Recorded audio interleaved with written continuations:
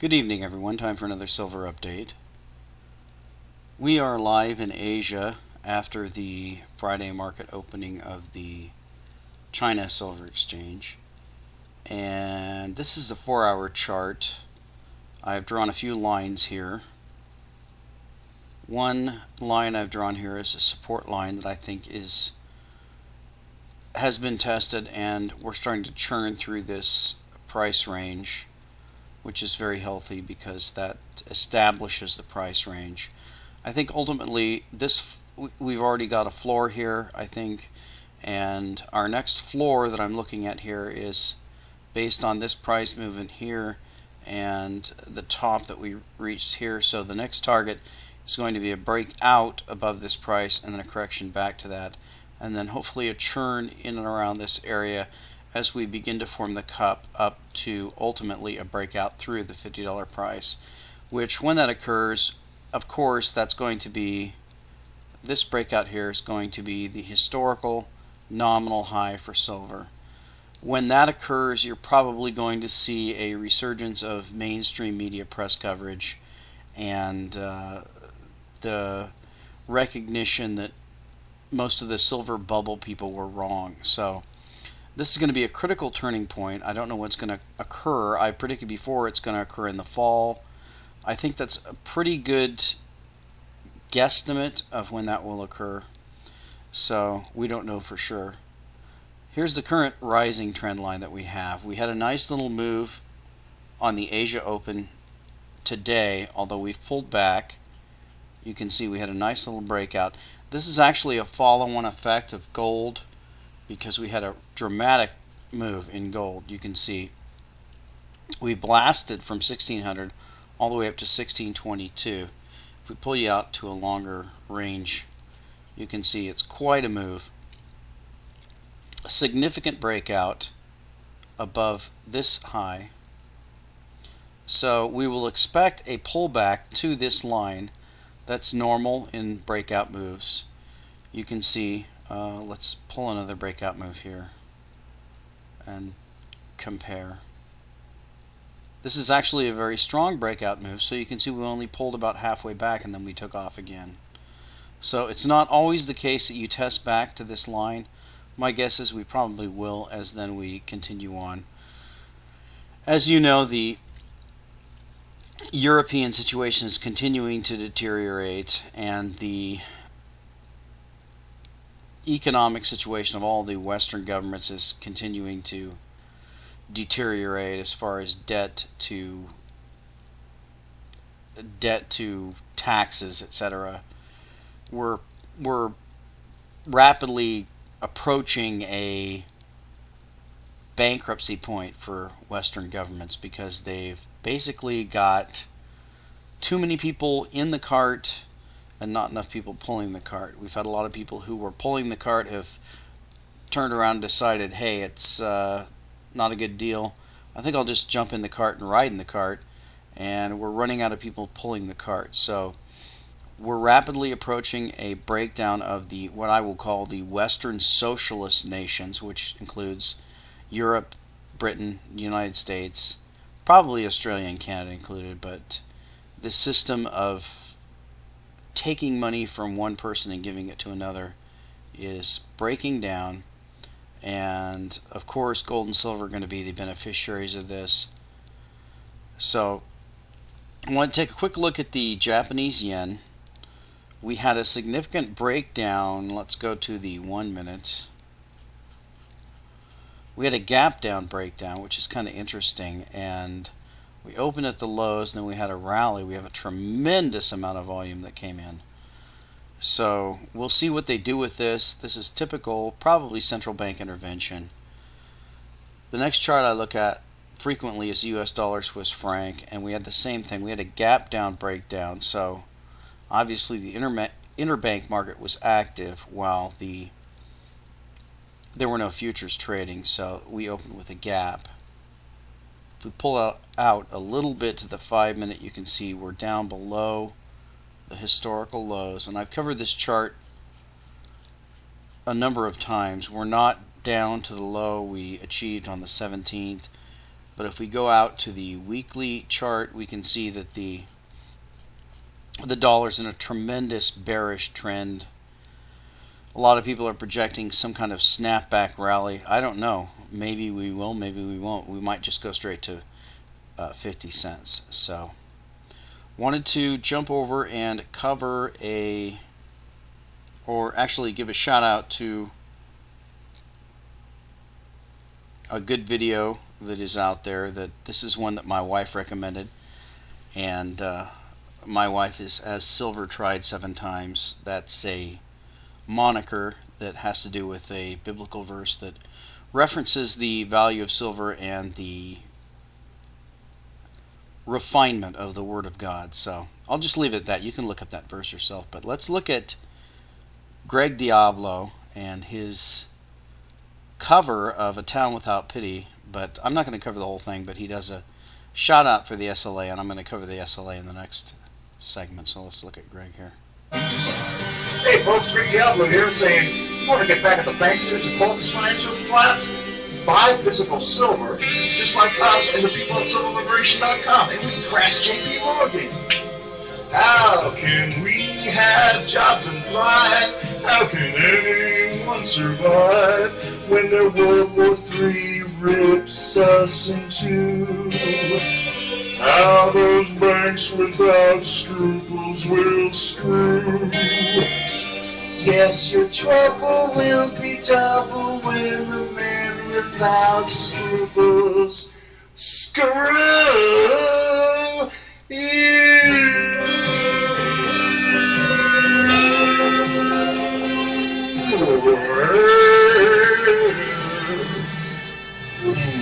Vote for Emperor's Song in 2012.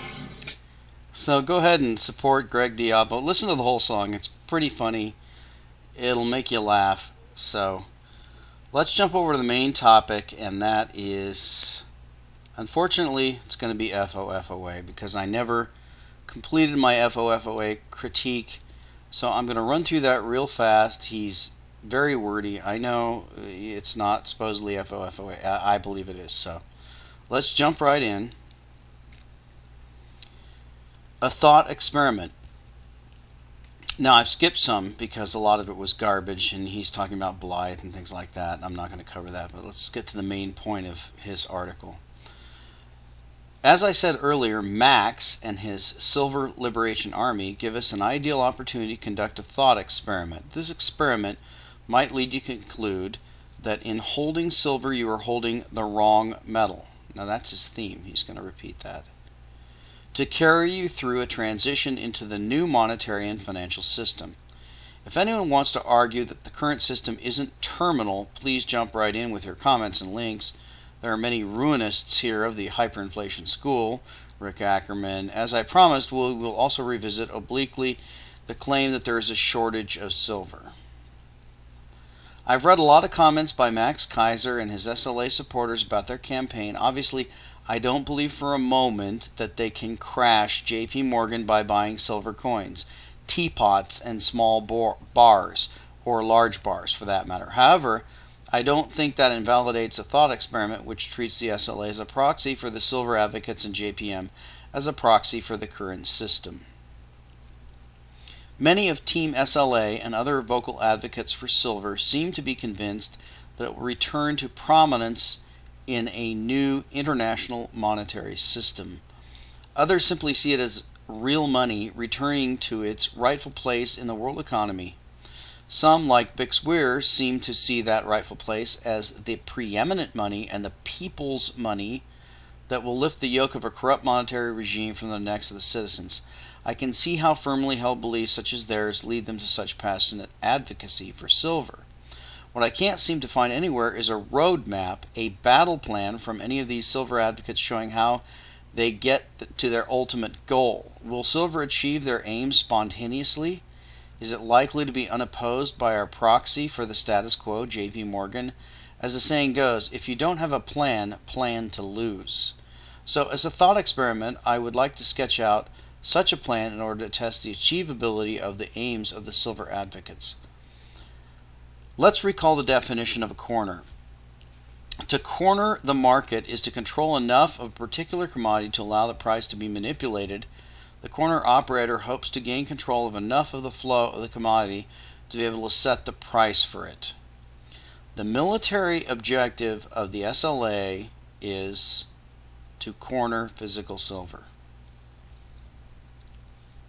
Okay, so now that statement shows you that FOFOA doesn't have a clue what he's talking about. The military objective of the SLA is the exact opposite of a corner. A corner is one operator controlling a large enough majority of a commodity or a stock or an asset so that he can control the price. The SLA, or I don't even know if that exists, but just people who are buying silver at the recommendation of myself and others, this is not a corner.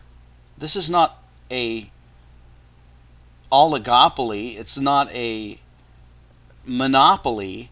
It's diversification of the ownership of silver. It's the exact opposite. It's the attempt to try to get enough people to recognize this value to diversify the ownership from central hands to diverse strong hands, weak central hands to strong diverse hands. So he's really off in this statement, and I'm surprised he made it because it's ridiculous. So let's continue.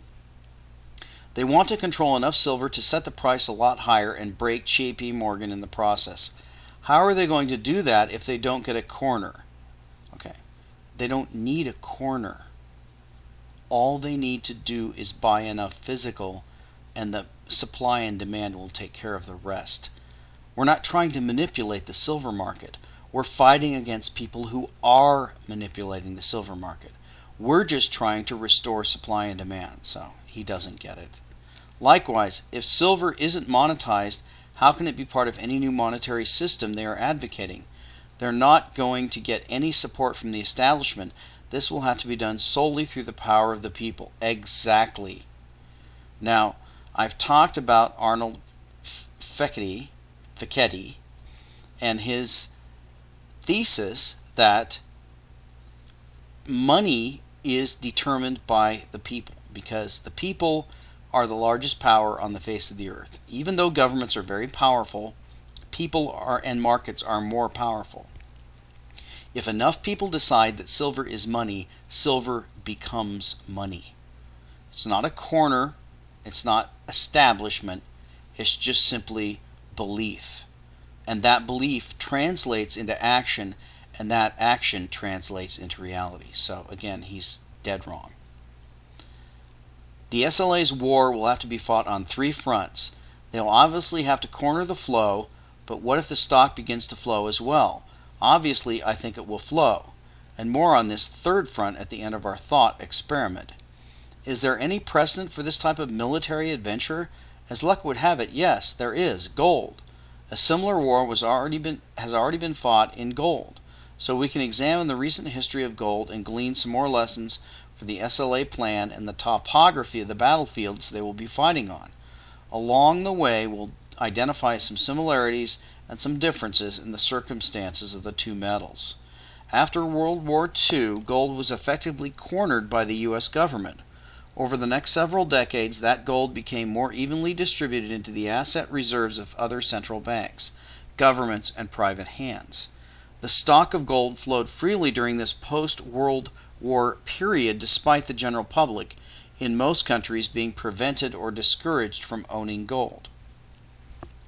Fast forward to the present, somewhere around 30,000 to 33,000 million tons of gold is in central bank and government coffers, while the balance, over 130,000 million tons, is out there in private hands right now. Whose hands?